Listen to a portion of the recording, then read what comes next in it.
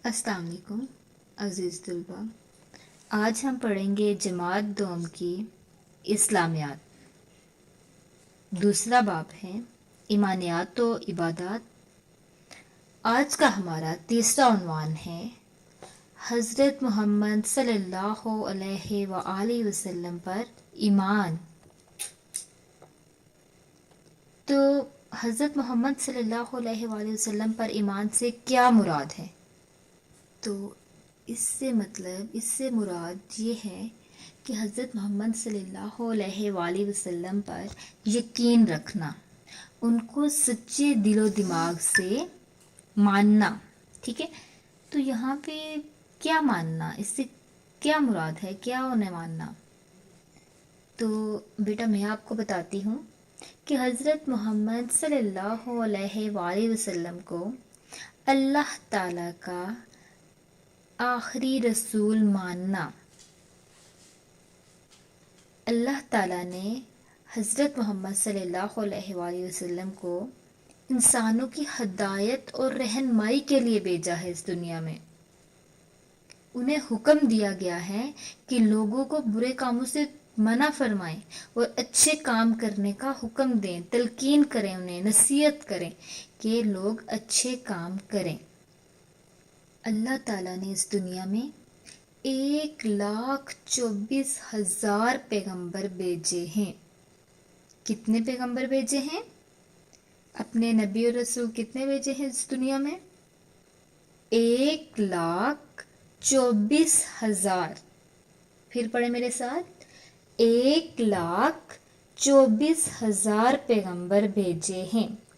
तो आपको पता है हमारे सबसे पहले नबी कौन से हैं? तो हमारे सबसे पहले नबी हज़रत आदम अलैहिस्सलाम हैं और हमारे आखिरी नबी हज़रत मोहम्मद सल्लल्लाहु अलैहि व आलिहि वसल्लम हैं। हमारे प्यारे नबी अल्लाह ताला के सबसे आखिरी नबी हैं। उनके बाद कोई नबी या रसूल इस दुनिया में नहीं आएगा। हमें इस बात पर ईमान लाना है। ठीक है बेटा, ईमान का क्या मतलब हुआ? हज़रत मोहम्मद सल्लल्लाहु अलैहि वसल्लम पर ईमान लाने का क्या मतलब हुआ कि हम अपने प्यारे नबी को अल्लाह का आखिरी रसूल माने और उन्होंने हमें जो जो बातें बताई हैं वो सब बातें हम उन पर यकीन रखें और उन बातों को माने कि ये अल्लाह का हुक्म है जो हमें उन्होंने दिया। ये किसका हुक्म है? अल्लाह का। ये अल्लाह ताला की तरफ से हुक्म भेजा गया है। ठीक है, और हमें हजूर पाक सल्लल्लाहु अलैहि वसल्लम को अल्लाह का आखिरी नबी मानना चाहिए कि इनके बाद कोई नबी या रसूल इस दुनिया में नहीं आएगा।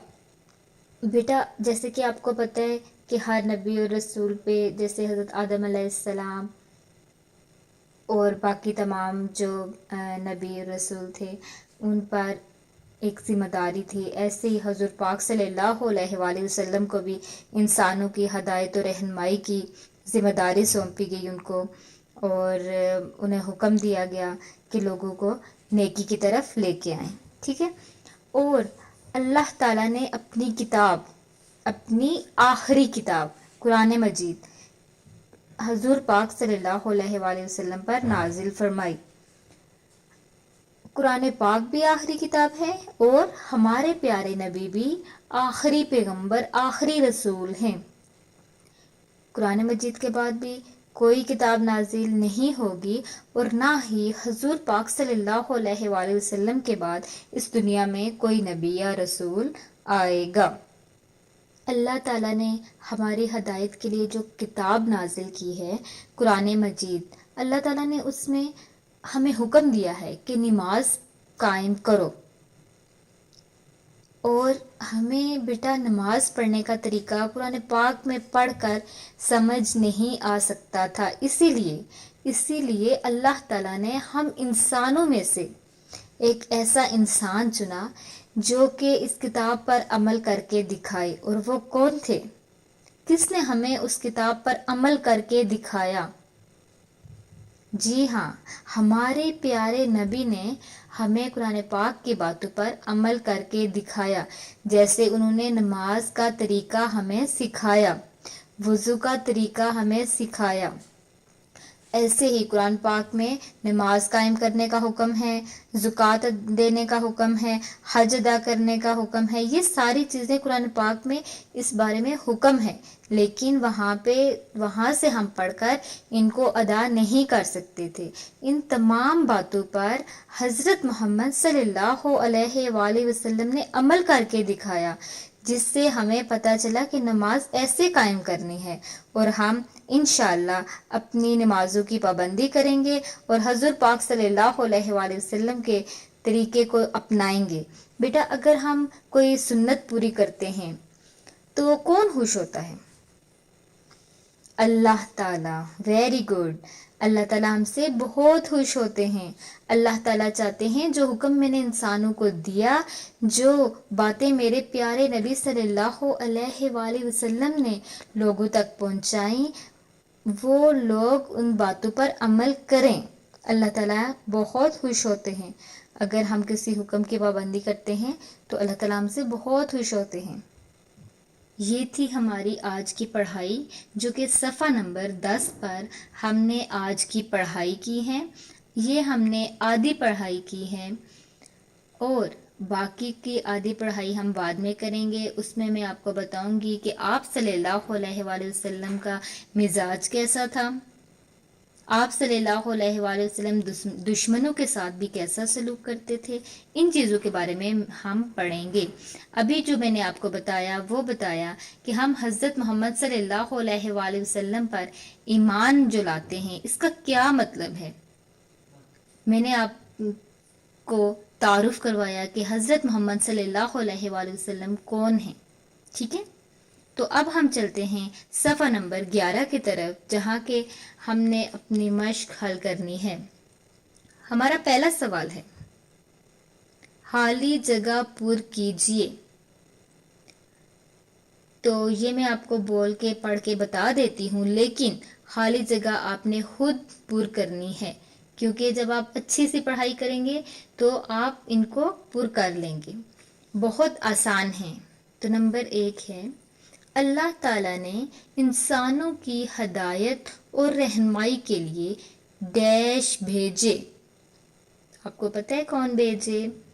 آپ اس میں لکھیں، پر کریں اس کو، میں آپ کو نہیں بتا رہی۔